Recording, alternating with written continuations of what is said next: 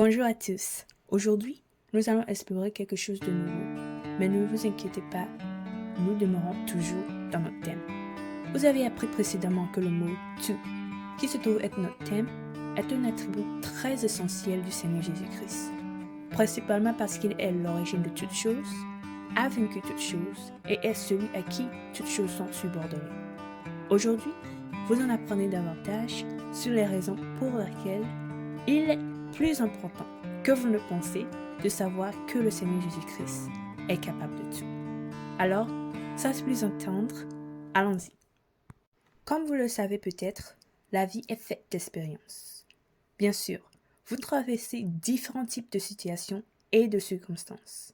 Et certaines de ces situations peuvent être très douloureuses et affligeantes. Dans ces situations douloureuses, vous pouvez vous demander d'où viennent tous ces problèmes ou comment peuvent-ils être expliqués et résolus. Maintenant, si vous remettez en question une expérience dure ou difficile, vous devez être très prudent. Sinon, vous tomberez sur une route glissante. Et je suis sûre que nous savons tous ce qui se passe sur une route glissante. Pour mieux comprendre, référons-nous à un exemple tiré de la Bible, dans le livre d'Ésaïe, chapitre 40, les versets 27 et 28, qui se lit comme suit. Pourquoi dis-tu, Jacob? Pourquoi dis-tu, Israël? Ma destinée est cachée devant l'Éternel. Mon doigt passe inaperçu devant mon Dieu. Ne le sais-tu pas? Ne l'as-tu pas appris?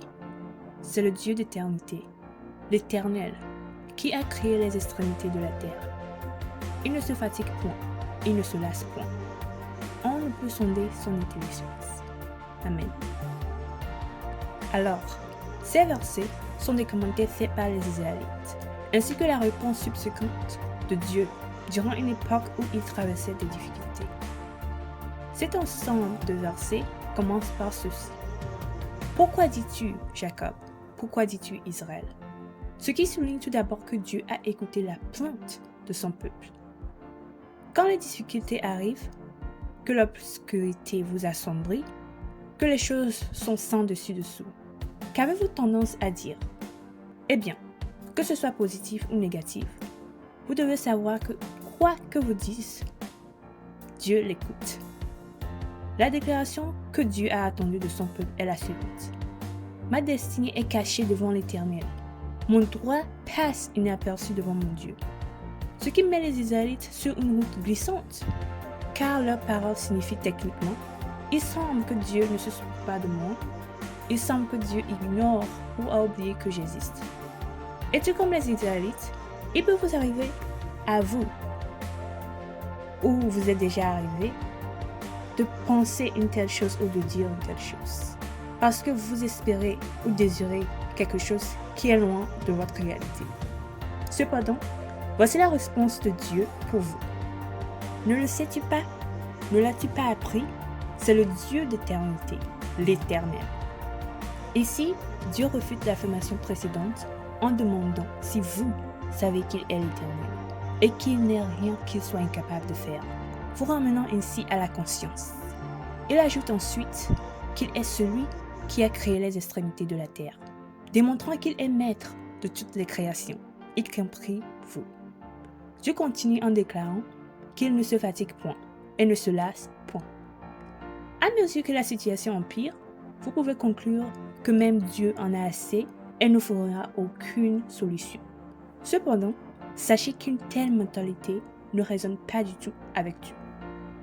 Au lieu de cela, gardez à l'esprit que Dieu n'est jamais fatigué et ne vieillit pas au point où on peut dire qu'il est trop fatigué pour procurer une solution à quoi que ce soit. Enfin, pour invalider la déclaration selon laquelle il ne sait pas comment s'y prendre avec ce qui se passe dans la vie de ses enfants, Dieu proclame qu'on ne peut sonder son intelligence, ce qui signifie qu'il n'y a pas de limite à son œuvre. Il n'y a aucun arrêt à ses capacités. Peu importe la gravité des choses, Dieu est capable de les résoudre. En bref, dans la vie, les situations vont et viennent. Cependant, la façon dont vous gérez ces situations peut conduire à une meilleure ou à un pire aboutissement. Dans une situation négative, votre esprit et votre âme sont vulnérables. Et le fait de ne pas savoir, dans cette phase particulière de votre vie, que vous avez quelqu'un qui est capable de tout, qui vous aime et sur qui vous pouvez compter quoi qu'il arrive, peut vous mettre sur une route très glissante. Désormais, lorsque vous vivez une situation accablante, ne vous laissez pas sombrer dans le désordre. Plutôt, rappelez-vous qu'il existe quelqu'un qui peut vous aider, le Seigneur Jésus-Christ, de qui, par qui et pour qui tout bien peut vous venir.